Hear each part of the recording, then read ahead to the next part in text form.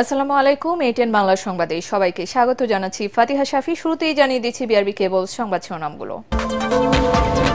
জুলাই গণ অভ্যুত্থানে চানখারপুলে সংগঠিত মানবতাবিরোধী অপরাধের মামলার আনুষ্ঠানিক অভিযোগ আমলে নিল ট্রাইব্যুনাল। ৩রা জুন আসামিদের হাজির করার নির্দেশ।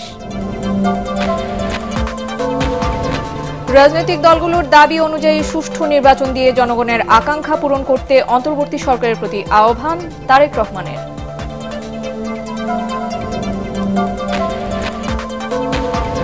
আরও 11টি দলের সাথে প্রধান উপদেষ্টার বৈঠক অনুষ্ঠিত। 9টি দলের সাথে আলোচনা চলছে। নির্বাচন নিয়ে আন্তর্জাতিক কোনো চাপ নেই, প্রেস সচিব।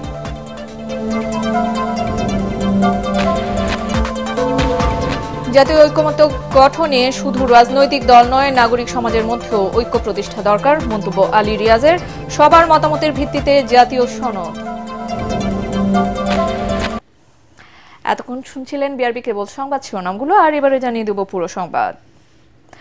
জুলাই গণ অভ্যুত্থানের সময় রাজধানীর চানখারপুলে সংঘটিত মানবতাবিরোধী অপরাধের মামলার অভিযোগপত্র আমলে নিয়েছেন আন্তর্জাতিক অপরাধ ট্রাইব্যুনাল। বিচারপতি গোলাম মর্তুজা মজুমদারের নেতৃত্বে ৩ সদস্যের ট্রাইব্যুনাল এ অভিযোগ আমলে নেন। এর মাধ্যমে জুলাই গণ অভ্যুত্থানের সময় সংঘটিত মানবতাবিরোধী অপরাধের কোনো মামলার চার্জশিট আমলে নিল আদালত। এদিন বিদেশে পলাতক শেখ হাসিনা সহ দুজনের বিরুদ্ধে আদালত অবমাননার অভিযোগের ব্যাখ্যা দিতে জাতীয় দৈনিকে বিজ্ঞপ্তি প্রকাশের নির্দেশ দেন ট্রাইব্যুনাল। বিস্তারিত জানাচ্ছেন হুমায়ুন চিশতি। জুলাই গণ আন্দোলনে রাজধানীর চানখারপুলে আন্দোলনরত ছাত্র জনতার উপর পুলিশের নির্বিচার গুলিতে মারা যান শিক্ষার্থী আনাস সহ 6 জন। গেল অক্টোবরে সাবেক প্রধানমন্ত্রী শেখ হাসিনা সহ 30 জনকে আসামি করে আন্তর্জাতিক অপরাধ ট্রাইব্যুনালে অভিযোগ দায়ের করে আনাসের পরিবার। ডিএমপির সাবেক কমিশনার হাবিবুর রহমান সহ 8 জনকে অভিযুক্ত করে গত 21 এপ্রিল পূর্ণাঙ্গ তদন্ত প্রতিবেদন প্রসিকিউশনে জমা দেয় তদন্ত সংস্থা। রোববার আলোচিত সেই হত্যাকাণ্ডের আনুষ্ঠানিক অভিযোগপত্র বা ফরমাল চার্জশিট জমা দেয় প্রসিকিউশন, যা ছিল জুলাই গণ অভ্যুত্থানে সংঘটিত মানবতাবিরোধী অপরাধের প্রথম আনুষ্ঠানিক অভিযোগ। শুনানির পর অভিযোগপত্র আমলে নিয়ে 3 জুন আসামিদের হাজির করার নির্দেশ দেন ট্রাইব্যুনাল। 8 আসামির মধ্যে ডিএমপির সাবেক কমিশনার হাবিবুর রহমান সহ 4 জন এখনো পলাতক। ডিএমপির যে সাবেক পুলিশ কমিশনার হাবিবুর রহমান সহ পুলিশের বিভিন্ন পর্যায়ের কর্মকর্তা 8 জনের বিরুদ্ধে বিচার প্রক্রিয়া শুরু হয়েছে, যারা সরাসরি চাইনিজ রাইফেল ব্যবহার করে মানুষকে হত্যা করেছে। ভিডিও ফুটেজে যাদেরকে আইডেন্টিফাই করা গেছে তাদেরকে আমরা বিচারের জন্য সোপর্দ করেছি। পাশাপাশি তাদের যারা সুপিরিয়র কমান্ডার ছিল, যারা সরাসরি নির্দেশ দিয়ে মানুষকে হত্যা করেছিলেন, যারা উপস্থিত থেকে নির্দেশনা দিয়েছেন, যারা পাশে থেকে ফ্যাসিলিটেট করেছেন, এই সমস্ত লোকদেরকে আমরা বিচারের জন্য আজকে সোপর্দ করেছি। শেখ হাসিনা বিভিন্ন ব্যক্তির সাথে কনভারসেশনের মাধ্যমে যে শক্তি প্রয়োগ, লিথাল ওয়েপন ব্যবহার করে বিক্ষোভকারীদেরকে হত্যা করার যে নির্দেশ দিয়েছিলেন, সেগুলো আমরা এখানে দাখিল করেছি। কিন্তু তাকে এই মামলাতে সরাসরি আসামি করা হয়নি, কারণ তার বিরুদ্ধে সেপারেটভাবে চার্জশিট দাখিল হয়েছে এবং সেখানে তার বিরুদ্ধে আলাদাভাবেই আনুষ্ঠানিক অভিযোগ অর্থাৎ ফরমাল চার্জ দাখিল করা হবে। এদিকে ক্ষমতাচ্যুত প্রধানমন্ত্রী শেখ হাসিনা ও ছাত্রলীগ নেতা শাকিল আহমেদ বুলবুলকে 25 মের মধ্যে সশরীরে বা আইনজীবীর মাধ্যমে বিচার কাজে বাধা ও হুমকি দেওয়ার অভিযোগের ব্যাখ্যা দেওয়ার নির্দেশ দিয়েছিলেন ট্রাইব্যুনাল। এ বিষয়ে 7 দিনের মধ্যে 2টি জাতীয় দৈনিকে বিজ্ঞপ্তি প্রকাশের নির্দেশ দেন আদালত। কন্টেম্পট প্রসিডিংসে সাধারণত নোটিশ জারি হওয়ার পরে পত্রিকাতে বিজ্ঞপ্তি দেওয়ার প্রয়োজন হয় না, কিন্তু স্বচ্ছতার স্বার্থে, আন্তর্জাতিক মানদণ্ড রক্ষা করার স্বার্থে কেউ যাতে প্রশ্ন তুলতে না পারেন, সে কারণেই এই আসামিদেরকে কন্টেম্পট প্রসিডিংসে হাজির হওয়ার ব্যাপারে পত্রপত্রিকায়, 2টো বহুল প্রচালিত পত্রিকায় বিজ্ঞপ্তি দিয়ে তাদেরকে আদালতে হাজির হওয়ার জন্য নির্দেশ যেটা দিয়েছেন, সেটা নোটিফিকেশন আকারে পত্রিকা ছাপার নির্দেশ দিয়েছেন। এদিন জুলাই আন্দোলনে ঢাকার আশুলিয়ায় মরদেহ পোড়ানোর ঘটনায় তদন্ত প্রতিবেদন জমা দেওয়ার জন্য দিন ধার্য ছিল। প্রসিকিউশন সময়ের আবেদন করলে 24 জুন পর্যন্ত সময় দেন ট্রাইব্যুনাল। সেটা আজকে হুমায়ুন চিশতি, এটিএন বাংলা, ঢাকা। রাজনৈতিক দলগুলোর দাবি অনুযায়ী একটি সুষ্ঠু নির্বাচন দিয়ে জনগণের আকাঙ্ক্ষা পূরণ করতে অন্তর্বর্তী সরকারের প্রতি আহ্বান জানিয়েছেন বিএনপির ভারপ্রাপ্ত চেয়ারম্যান তারেক রহমান। সমমনা রাজনৈতিক দল এনপিপির প্রতিষ্ঠাবার্ষিকীর অনুষ্ঠানে তিনি একথা জানিয়ে বলেন, অন্তর্বর্তী সরকার জনগণের কাছে জবাবদিহিমূলক সরকার নয়, জবাবদিহিতা না থাকলে সরকার নিজের অজান্তেই স্বৈরাচার হয়ে ওঠে। জবাবদিহিমূলক সরকার প্রতিষ্ঠা নিয়ে গড়িমসি করলে পতিত স্বৈরাচার মাথা চাড়া দিয়ে উঠতে পারে বলে আশঙ্কা প্রকাশ করেন তারেক রহমান। কামরুজ্জামান রাজীবের রিপোর্ট। 18তম প্রতিষ্ঠা বার্ষিকী উপলক্ষে রাজধানীর ডিপ্লোমা ইঞ্জিনিয়ার্স ইনস্টিটিউট মিলনায়তনে আলোচনা সভার আয়োজন করে ন্যাশনাল পিপলস পার্টি এনপিপি। এতে ফ্যাসিবাদ বিরোধী আন্দোলনের সমমনা রাজনৈতিক দলের শীর্ষ নেতারা দাবি করেন বর্তমান সংকটের জন্য অন্তর্বর্তী সরকারই দায়ী, তাদেরই এ সংকট নিরসন করতে হবে। অনুষ্ঠানে লন্ডন থেকে ভার্চুয়ালি যুক্ত হন বিএনপির ভারপ্রাপ্ত চেয়ারম্যান তারেক রহমান। প্রধান অতিথির বক্তব্যে তিনি বলেন, রাষ্ট্রের পরিবর্তনের জন্য সংস্কার ধারাবাহিক প্রক্রিয়া, পুঁথিগত সংস্কারের চেয়ে প্রায়োগিক সংস্কারই জরুরি। তিনি বলেন, ফ্যাসিবাদ রুখে দিতে প্রয়োজন জনগণের রাজনৈতিক ক্ষমতায়ন। অবশ্যই এই সরকার জনগণের কাছে জবাবদিহিমূলক নয়। সরকার যেহেতু জবাবদিহিমূলক নয়, সেহেতু নৈতিক কারণেই সরকারের সুনির্দিষ্ট পরিকল্পনা জনগণের সামনে স্পষ্ট থাকা প্রয়োজন। জনগণকে অন্ধকারে রেখে, রাজনৈতিক দলকে বা দলগুলোকে অনিশ্চয়তায় রেখে শেষ পর্যন্ত কোনো পরিকল্পনায় কার্যকর এবং টেকসই হয় না, হবেও না। তারেক রহমান আরো বলেন, মতপার্থক্য থাকলেও স্বৈরাচারের উত্থান মোকাবেলায় সবাই ঐক্যবদ্ধ। অন্তর্বর্তী সরকার একটি সুষ্ঠু নির্বাচন দিয়ে জন আকাঙ্ক্ষা পূরণ করবে এমন আশাবাদ ব্যক্ত করেন তিনি। ফ্যাসিবাদ মুক্ত বাংলাদেশে জনগণের গণতান্ত্রিক অধিকার প্রতিষ্ঠার মাধ্যমে ফ্যাসিস্ট তাবেদার অপশক্তির পুনর্বাসনের পথরোধ করা সম্ভব। বিএনপির দাবি, আগামী ডিসেম্বরের ভেতরে জাতীয় নির্বাচন অনুষ্ঠিত হতে হবে। প্রয়োজনীয় সংস্কারের জন্য অন্তর্বর্তীকালীন সরকারের প্রতি বিএনপি সহ আমরা যারা একসঙ্গে রাজপথে আন্দোলন করেছি, আমাদের সর্বাত্মক সমর্থন অব্যাহত রেখেছি। অন্তর্বর্তীকালীন সরকার প্রধানের নেতৃত্বে জনগণ অবিলম্বে দেশের ইতিহাসের সবচেয়ে অবাধ, নিরপেক্ষ একটি জাতীয় নির্বাচন দেখতে পাবে। তারেক রহমান বলেন, সব সংকট সমাধান করা অনির্বাচিত সরকারের পক্ষে সম্ভব নয়। সংকট সমাধানে প্রয়োজন জনগণের ভোটে নির্বাচিত সরকার। কামরুজ্জামান রাজীব, এটিএন বাংলা, ঢাকা। চলমান অস্থিরতা নিরসনে আসন্ন জাতীয় সংসদ নির্বাচন, সংস্কার ও জুলাই গণহত্যার বিচার কাজ সহ জাতীয় গুরুত্বপূর্ণ বিভিন্ন বিষয়ে আলোচনার জন্য রাজনৈতিক দলগুলোর সাথে বৈঠক করছেন প্রধান উপদেষ্টা ডক্টর মোহাম্মদ ইউনূস। এদিন বিকেলে এলডিপি, নাগরিক ঐক্য, গণসংহতি আন্দোলন, সিপিবি, জাসদ, বিপ্লবী ওয়ার্কার্স পার্টি, এবি পার্টি, রাষ্ট্র সংস্কার আন্দোলন সহ 11টি রাজনৈতিক দলের শীর্ষ নেতাদের সঙ্গে বৈঠক অনুষ্ঠিত হয়। প্রধান উপদেষ্টার বাসভবনে ইসলামী আন্দোলন, বাংলাদেশ খেলাফত মজলিস, জমিয়তে উলামায়ে ইসলাম, খেলাফত মজলিস, গণ অধিকার পরিষদ, নেজামে ইসলামী পার্টি ও হেফাজতে ইসলামের শীর্ষ নেতাদের সাথে বৈঠক চলছে।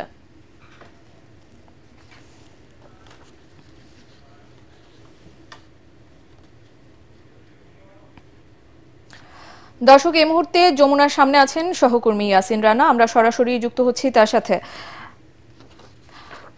রানা, আমাকে শুনতে পারছেন আশা করছি। আমরা যেরকমটা জেনেছি, বিভিন্ন গুরুত্বপূর্ণ বিষয় নিয়ে আলোচনার জন্য 11টি রাজনৈতিক দলের শীর্ষ নেতাদের সাথে প্রধান উপদেষ্টার বৈঠক চলমান রয়েছে। যেহেতু আপনি যমুনার সামনে অবস্থান করছেন, সেহেতু প্রধান উপদেষ্টার সাথে রাজনৈতিক দলগুলোর বৈঠক নিয়ে আপনার কাছে কি তথ্য আছে আমাদের জানাবেন।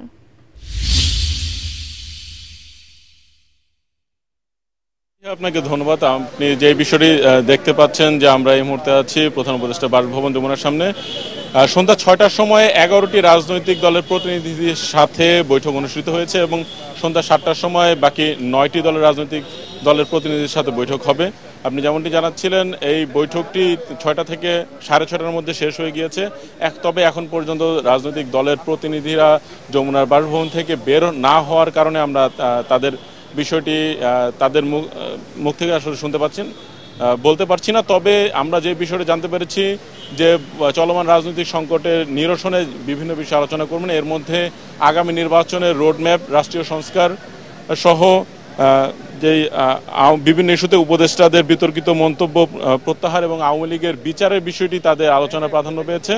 এবং আপনি জানেন যে 11টি দলের যে প্রতিনিধিরা তারা এই আলোচনায় অংশ নিয়েছেন। আলোচনার মধ্যে রয়েছেন এলডিপির সভাপতি কর্নেল অলি আহমদ, নাগরিক ঐক্যের মাহমুদুর রহমান মান্না, রাষ্ট্র সংস্কার আন্দোলনের হাসনাত কায়ুম, এবি পার্টির মুজিবুর রহমান মঞ্জু, এছাড়া ওয়ার্কার্স পার্টির সাইফুল হক সহ গণসংহতি আন্দোলনের জোনায়েদ সাকি এবং একটু আগে যারা ইসলামপন্থী দলগুলোর নেতারা এখানে প্রবেশ করেছেন এবং আমরা জানতে পেরেছি এই বৈঠকটি এখন চলমান রয়েছে এবং দুই পক্ষের মধ্যে যেই প্রথম দফায় 11টি রাজনৈতিক দলের প্রতিনিধি এবং দ্বিতীয় দফায় যে 9টি দলের প্রতিনিধির সাথে কিছু আলাপ আলোচনা হয়েছে এবং সর্বোপরি এই রাষ্ট্রের যে চলমান সংকট রয়েছে এই সংকটের মুহূর্তগুলো কিভাবে কাটানো যায় সেই বিষয়ে আলোচনা করবেন। ইতিমধ্যে আপনারা যে জানতে পেরেছেন যে বেশ কিছুদিন ধরে ঢাকা মহানগর দক্ষিণের মেয়র পদে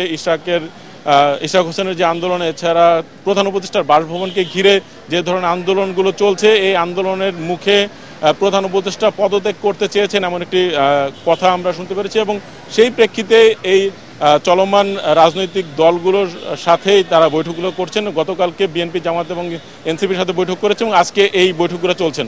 তো এই ছিল আমার কাছে সর্বশেষ সংবাদ। ফাতিহা। রানা, ধন্যবাদ আপনাকে আমাদের সাথে যুক্ত হওয়ার জন্য। অন্তর্বর্তী সরকার তত্ত্বাবধায়ক সরকার নয় যে শুধু নির্বাচন দিয়ে চলে যাবে, এমন মন্তব্য করেছেন প্রধান উপদেষ্টার প্রেস সচিব শফিকুল আলম।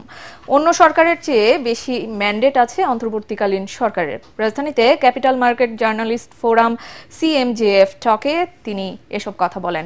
নির্বাচন নিয়ে সরকার বিদেশি কোনো চাপে নেই জানিয়ে প্রেস সচিব বলেন, যথাসময়েই আওয়ামী লীগের বিচার, সংস্কার ও নির্বাচন হবে। অভিযোগ করেন, বিগত সময়ে কেন্দ্রীয় ব্যাংকের গভর্নরকে কাজ করতে দেওয়া হয়নি, যে কারণে ৯/৬ পলিসির মতো ক্ষতিকর নীতি প্রণয়ন করা হয়েছিল। বাংলাদেশকে ম্যানুফ্যাকচারিং হাব করতে হলে শক্তিশালী সমুদ্র বন্দর দরকার উল্লেখ করে শফিকুল আলম বলেন, চট্টগ্রাম বন্দরকে বিশ্বমানে উন্নীত করতে কাজ করছে সরকার। তিনি বলেন, বিগত সময়ে পুরো শেয়ার বাজার ডাকাতদের আড্ডাখানায় পরিণত হয়েছিল। কোনো গোষ্ঠীকে সুবিধা না দিতেই পুঁজিবাজারকে শক্তিশালী করতে বিদেশি বিশেষজ্ঞ দিয়ে শেয়ার বাজারকে পুনর্গঠন করা হবে বলে জানান প্রধান উপদেষ্টার প্রেস সচিব।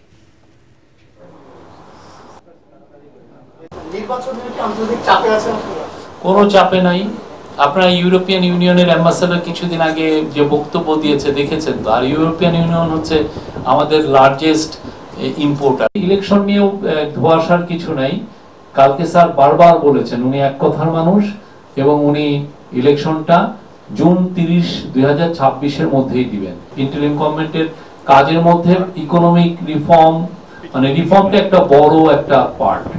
আপনাদের ওনার 3টা কাজ, একটা হচ্ছে সংস্কার মানে রিফর্ম, নির্বাচন, আর একটা হচ্ছে বিচার।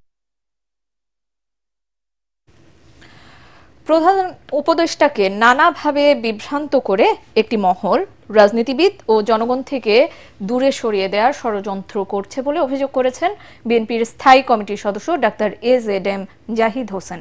ঢাকা রিপোর্টার্স ইউনিটিতে আলোচনা সভায় তিনি আরো বলেন, এতে ইন্ধন দিচ্ছে পতিত স্বৈরাচার সহ দেশি বিদেশি নানা চক্র। তিনি অভিযোগ করেন, সরকারের বিভিন্ন দায়িত্বে থাকা ব্যক্তি ও নতুন রাজনৈতিক দলের নেতাদের দুর্নীতি, অনিয়মের নানা খবর গণমাধ্যমে আসছে। ডাক্তার জাহিদ বলেন, বিএনপি সংস্কারের পক্ষে বলেই 31 দফা প্রস্তাবনা দিয়েছে। সংস্কার একটি চলমান প্রক্রিয়া, এর জন্য জাতীয় নির্বাচন বিলম্বিত করার সুযোগ নেই। অনুষ্ঠানে বিএনপির ভাইস চেয়ারম্যান বরকতুল্লাহ বুলু বলেন, জুলাই গণঅভ্যুত্থানের শক্তির মধ্যে পরিকল্পিতভাবে বিভাজন সৃষ্টির চেষ্টা চলছে। ইউনূস স্যারকে কিভাবে জনগণের কাছ থেকে, রাজনীতিবিদদের কাছ থেকে দূরে সরানো যাবে, একটা বিভেদ তৈরি করা যাবে, দূরত্ব সৃষ্টি করা যাবে, সারাদিনের কাজ হচ্ছে তাদের এইটা। আর এর সাথে যোগ হয়েছে পলায়নকৃত স্বৈরাচারের দোষর। তারাই জনগণ যাতে ক্ষমতা বা তার মালিকানা ফেরত পেতে আরো বিলম্ব হয়, তার জন্য যা যা ষড়যন্ত্র করা দরকার, তাদের দোসররাও, তাদের বন্ধুরাও এর মধ্যে কিছু কিছু ঘি ঢালতেছেন। যারা 36শে জুলাই সৃষ্টি করলেন, 5ই আগস্ট করলেন, সেই মানুষগুলো মধ্যে আজকে বিভাজন হচ্ছে। জাতীয় ঐক্যমত্য গঠনে শুধু রাজনৈতিক দল নয়, নাগরিক সমাজের মধ্যেও ঐক্যমত্য প্রতিষ্ঠা করা দরকার বলে মন্তব্য করেছেন জাতীয় ঐক্যমত্য কমিশনের সহ সভাপতি আলী রিয়াজ। তিনি বলেন, সবার মতামতের ভিত্তিতে জাতীয় সনদ তৈরিতে কাজ করছে কমিশন। সংস্কার নিয়ে সুশীল সমাজের সাথে বৈঠকে এ কথা বলেন জাতীয় ঐক্যমত্য কমিশনের সহ সভাপতি। তরিক ইসলামের রিপোর্ট। রাজধানীর কৃষিবিদ ইনস্টিটিউটে নাগরিক সমাজের সাথে বৈঠকে বসেন জাতীয় ঐক্যমত্য কমিশন। বৈঠকে অংশ নেয় শিক্ষক, গবেষক, বুদ্ধিজীবী, সমাজকর্মী, আইনজীবী সহ সমাজের বিশিষ্টজনরা। আলোচনা হয় সাম্প্রদায়িকতা, ক্ষমতার ভারসাম্য, নির্বাচন ব্যবস্থা ও সংস্কার বিষয়ে। এ সময় রাজনৈতিক দলগুলোর ভূমিকা নিয়ে প্রশ্ন তোলেন সুশীল সমাজের প্রতিনিধিরা। কোন দলীয় সরকারের পক্ষে বর্তমান কাঠামো, বর্তমান সিভিল সার্ভিস, বর্তমান পুলিশ, বর্তমান রিটার্নিং অফিসার, প্রিজাইডিং অফিসার, এটা রেখে কারো পক্ষে মোটামুটি রিজনেবলি ফেয়ার কোনো ইলেকশন দেওয়া সম্ভব না। আমরা জনগণের সার্বভৌমত্ব নিয়ে এখানে কথা বলছি না, আমরা এখানে বলছি প্রতিনিধিদের কিছু ক্ষমতার ব্যাপার না, তাদের প্রিভিলেজ নিয়ে। বৈঠকে বিগত সময়ের নির্বাচন ব্যবস্থা ও বৈষম্য দূর করতে নাগরিক সমাজের অবস্থান তুলে ধরেন বক্তারা। আপনি যদি 16 বছর ইন্ডিপেন্ডেন্স প্র্যাকটিস না করেন, সাডেনলি স্বাধীনতা পেয়েও প্র্যাকটিস করতে পারছেন না। এটাই সুযোগ হচ্ছে আমরা এই দেশ যে একটি বহু জাতি, বহু ভাষা, বহু সংস্কৃতি একটা দেশ, সেটাকে হচ্ছে আমরা তুলে ধরার। যে ট্রান্সপারেন্সি নাই যে আমাদের ডিফেন্স মিনিস্ট্রিতে বা অ্যাকাউন্টেবিলিটি নাই, এই কোয়েশ্চনটা আমরা কি যথার্থভাবে অ্যাড্রেস করেছি? আমার মনে হয় তো আমি আমার নজরে পড়ি নাই।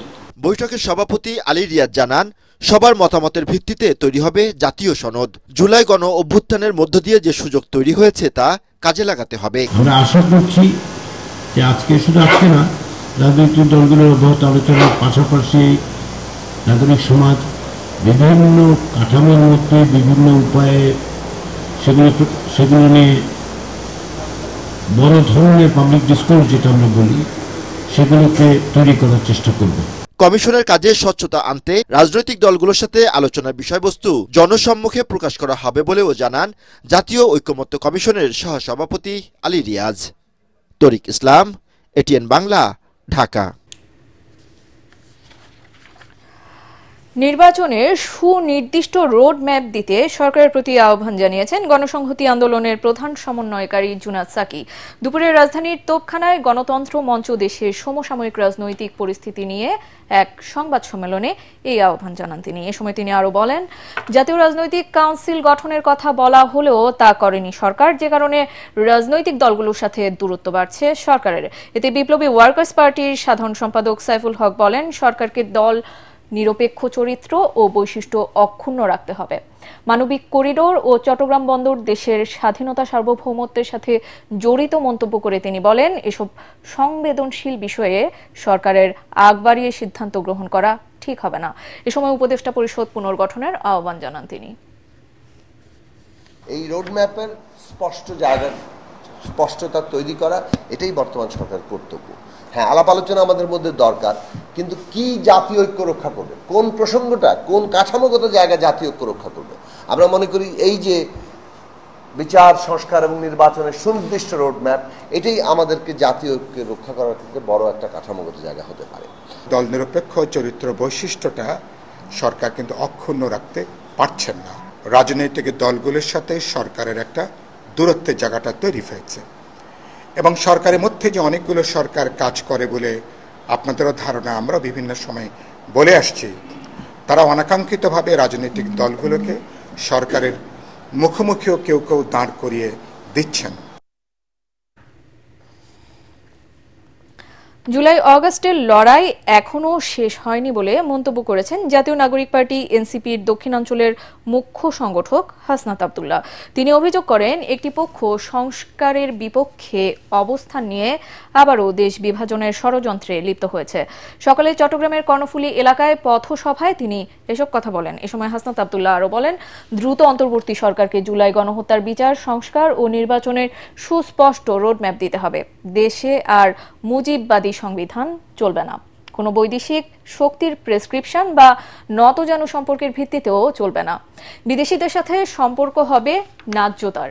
কর্মসূচির অংশ হিসেবে দক্ষিণ চট্টগ্রামের ৮ উপজেলায় দিনব্যাপী পথসভা করবেন এনসিপির কেন্দ্রীয় নেতারা।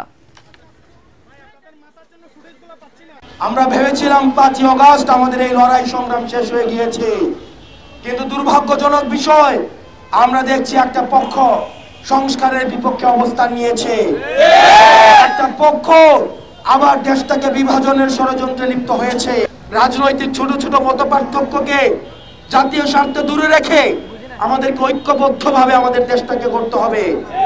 এবং এই অন্তর্বর্তীকালীন সরকারের কাছে আহ্বান জানাই, আপনারা অবিলম্বে আমাদের এই যে বিচার কার্যক্রম, সংস্কার কার্যক্রম এবং নির্বাচনের সুস্পষ্ট রুটম্যাপ আপনারা জাতির সামনে প্রকাশ করুন।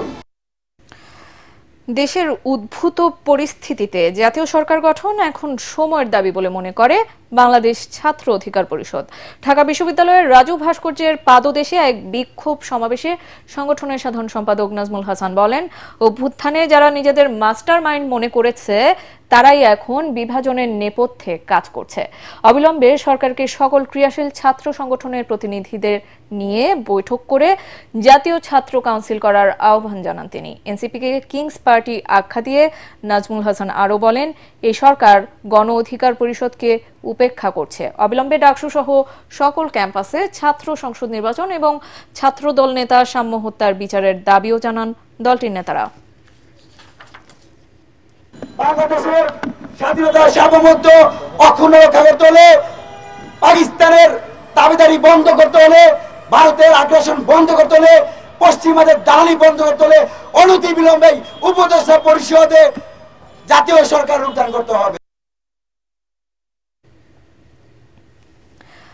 তদন্ত ছাড়াই ৮ দিনের মধ্যে সরকারি কর্মচারীদের চাকরিচ্যুত করার আইন বাতিলের দাবিতে আজও সচিবালয়ে বিক্ষোভ করছেন কর্মচারীরা। আন্দোলনকারীরা বলছেন, এতে কর্মকর্তাদের অন্যায়ের শিকার হবেন তারা। হয়রানির আশঙ্কা করছেন নারী কর্মীরাও। আইনটি বাতিল করা না হলে সারা দেশে কঠোর আন্দোলনের হুঁশিয়ারি দেন তারা। মাহবুব কবির চপলের আরও একটি রিপোর্ট। প্রশাসনের প্রাণকেন্দ্র সচিবালয়ে দাপ্তরিক কাজ রেখে দ্বিতীয় দিনের মতো আন্দোলনে নামেন কর্মীরা। পরে কিছুক্ষণের জন্য প্রধান গেট বন্ধ করে দেন তারা। গত বৃহস্পতিবার সরকারি চাকরি আইনের সংশোধনের খসড়ার অনুমোদন দেয় উপদেষ্টা পরিষদ, যেখানে ১৯৭৯ সালে সামরিক শাসনের সময় জারি করা আইনের বেশ কয়েকটি ধারা যুক্ত করা হয়েছে। এতে বলা হয়েছে, কোনো সরকারি কর্মচারী বিশৃঙ্খলা করলে, কর্মস্থলে অনুপস্থিত থাকলে, সভা সমাবেশ করলে কিংবা অন্য কাউকে দায়িত্ব পালনে বাধা দিলে তাকে কারণ দর্শানোর নোটিশ দেওয়া হবে। জবাব সন্তোষজনক না হলে ৮ দিনের মধ্যে তদন্ত ছাড়াই চাকরিচ্যুত করা যাবে। এমনকি তারা আদালতে আপিলও করতে পারবেন না, যাকে কালো আইন বলছেন কর্মচারীরা। এই আইনটা করা হলে আমরা গণপ্রজাতন্ত্রের সেবক না হয়ে আমরা অফিসার, যারা ক্যাডার আছে ক্যাডার অফিসারদের সেবক হয়ে যাব। এই আইনের মাধ্যমে আমরা দাসত্বে পরিণত হব। নারী সহকর্মীরাই সবচেয়ে বেশি ক্ষতিগ্রস্ত হবে। একজন কর্মচারীকে ধরার জন্য সরকারের সকল আইন ইতিমধ্যে আছে। এখন এই মুহূর্তে সরকার কেন এই উদ্যোগ নিচ্ছে আরেকটা আইন তৈরি করার জন্য, এটাই আমাদের মেইন শঙ্কা। জানা গেছে ৫ আগস্টের পর সরকারি অনেক কর্মকর্তা কর্মচারী আত্মগোপনে চলে গেছেন। আবার এমন অনেকেই আছেন যাদের চাকরির বয়স ২৫ বছর না হয় বাধ্যতামূলক অবসরে পাঠানো যাচ্ছে না। তাদের জন্যই এই আইন করছে সরকার। তবে এতে সবাই অপব্যবহারের শিকার হতে পারেন বলে আশঙ্কা করছেন সরকারি চাকরিজীবীরা।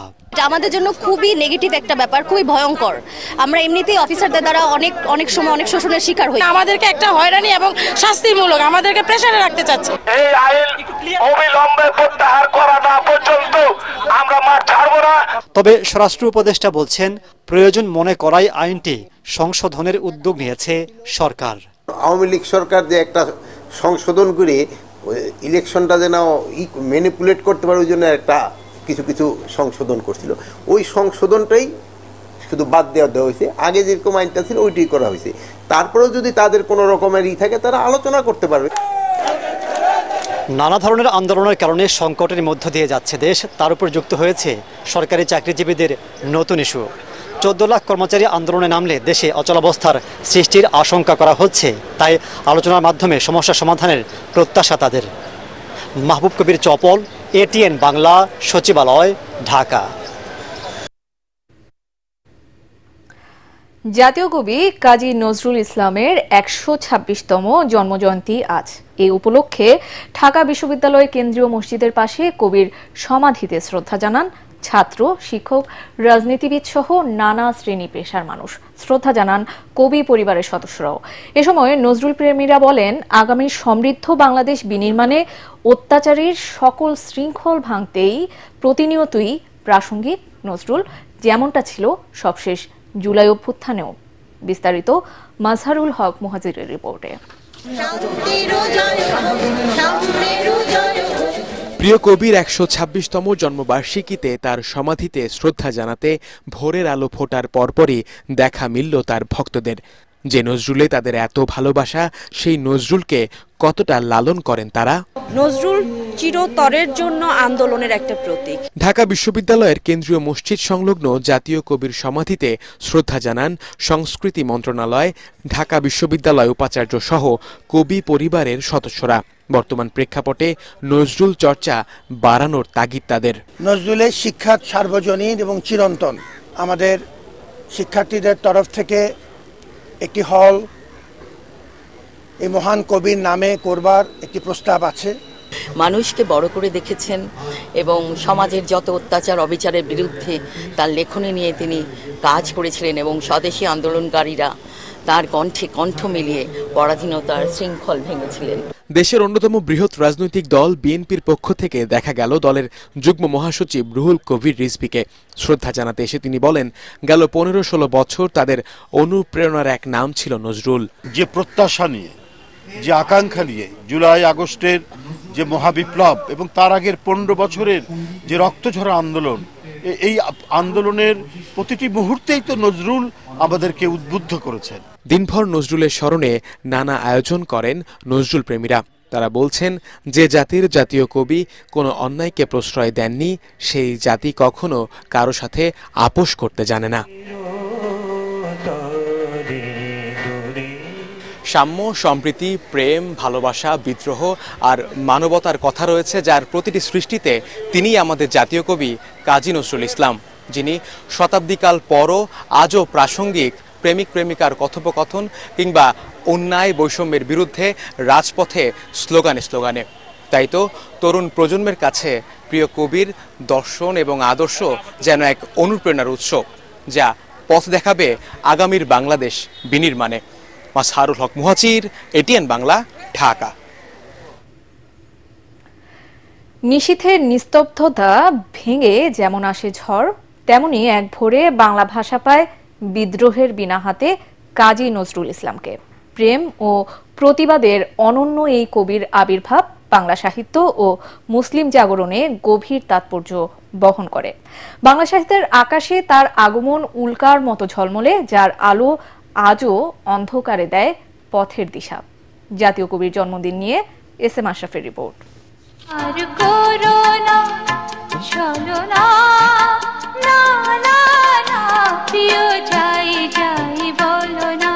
একদিকে প্রেমিক, অন্যদিকে বিদ্রোহী, এক হাতে বাঁশি, অন্য হাতে তরবারি। কবির লেখায় ফুটে উঠেছে আবেগ, অধিকার ও সাম্যের মহান পংক্তিমালা। মোর প্রিয়া হবে এসো রানী, দেব খোপায় তারার ফুল।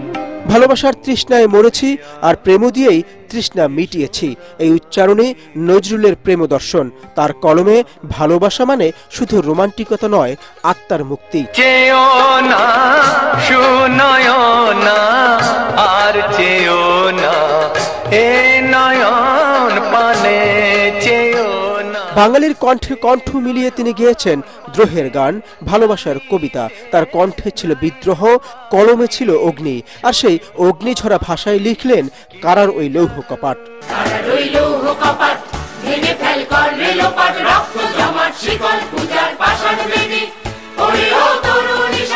কাজী নজরুল শুধু কবি নন, তিনি এক সুরের বিপ্লব। ক্লাসিক, খেয়াল, ঠুমরি, গজল সবখানি ছিল তার রাজত্ব। তার লেখা গজলে দীপ্তি ছড়িয়েছে প্রেম, ছিল ঈশ্বরের আরাধনাও।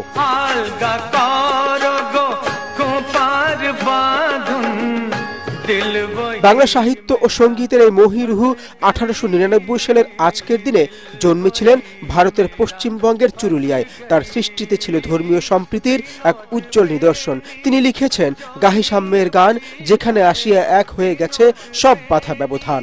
এ বিশ্বে যা কিছু মহান সৃষ্টি চিরকল্যাণ কর, অর্ধেক তার করিয়াছে নারী, অর্ধেক তার নর। 1922 সাল এক কবিতার ঝড় তছনছ করে দেয় ব্রিটিশ শাসন। নাম বিদ্রোহী। মানুষের হৃদয়ে উপনিবেশের শিকল ভাঙার আগুন জ্বালিয়ে দেয় এই কবিতা। আমি চিরতুত্তম দুর্বিনীত নৃশংস, মহাপ্রলয়ের আমি নটরাজ, আমি সাইক্লোন, আমি ধ্বংস। কাজী নজরুল ইসলাম নেই, কিন্তু তার সুর এখনো মানুষকে সমানভাবে আলোড়িত করে। জাতীয় কবি বলেই নয়, সাহস আর ভালোবাসার ভাষা দেই নজরুল এখনো অমর। ফুল যদি তোমার হাতে। SM Ashraf, ATN Bangla. এবারে থাকছে আল আরাফা ইসলামী ব্যাংক অর্থ সংবাদ।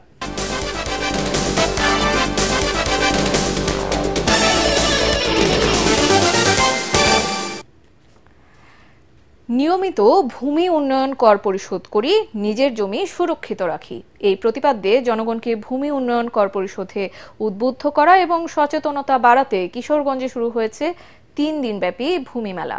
সকালে মেলার উদ্বোধন করেন জেলা প্রশাসক ফৌজিয়া খান। পরে জেলা প্রশাসনের উদ্যোগে বর্ণাঢ্য র্যালি বের করা হয়। পরে অনুষ্ঠিত হয় আলোচনা সভা।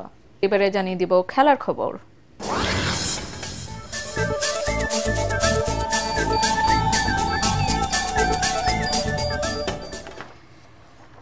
পাকিস্তানের বিপক্ষে 3 ম্যাচে টি-20 সিরিজ খেলতে সেদেশে পৌঁছেছে বাংলাদেশ দলের প্রথম বহর। ক্রিকেটারদের মধ্যে আছেন হাসান মাহমুদ, তানভীর ইসলাম, পারভেজ হোসেন ইমন ও তানজিম হাসান সাকিব সহ সাপোর্ট স্টাফরা। বাকিরা পাকিস্তানে যাবেন সোমবার। সব খেলোয়াড়ই 26শে মে ভোরের মধ্যে লাহোরে পৌঁছাবেন। অন্যদিকে আইপিএলে খেলতে যাওয়া মোস্তাফিজুর রহমান ভারত থেকে সরাসরি পাকিস্তানের বিমান ধরবেন। বুধবার প্রথম টি-20তে স্বাগতিক পাকিস্তানের মুখোমুখি হবে টাইগাররা। 30শে মে দ্বিতীয় আর 1 জুন তৃতীয় টি-20। সবগুলো ম্যাচই হবে লাহোরের গাদ্দাফি স্টেডিয়ামে।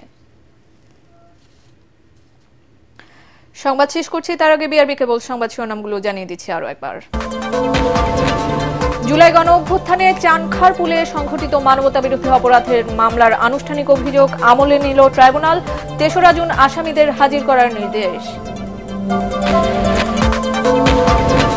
রাজনৈতিক দলগুলোর দাবি অনুযায়ী সুষ্ঠু নির্বাচন দিয়ে জনগণের আকাঙ্ক্ষা পূরণ করতে অন্তর্বর্তী সরকারের প্রতি আহ্বান তারেক রহমানের।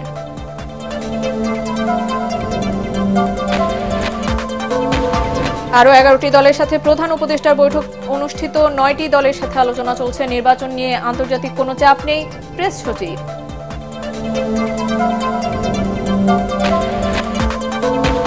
জাতীয় ঐক্যমত্য গঠনে শুধু রাজনৈতিক দল নয়, নাগরিক সমাজের মধ্যেও ঐক্য প্রতিষ্ঠা দরকার, মন্তব্য আলী রিয়াজের। সবার মতামতের ভিত্তিতে জাতীয় সনদ। আর এই ছিল এখনকার মতো। রইল পরবর্তী সংবাদ দেখার আমন্ত্রণ। এটিএন বাংলা সংবাদ ইউটিউবে দেখতে ব্রাউজ করুন, youtube/ATN Bangla News। সাথে থাকার জন্য ধন্যবাদ।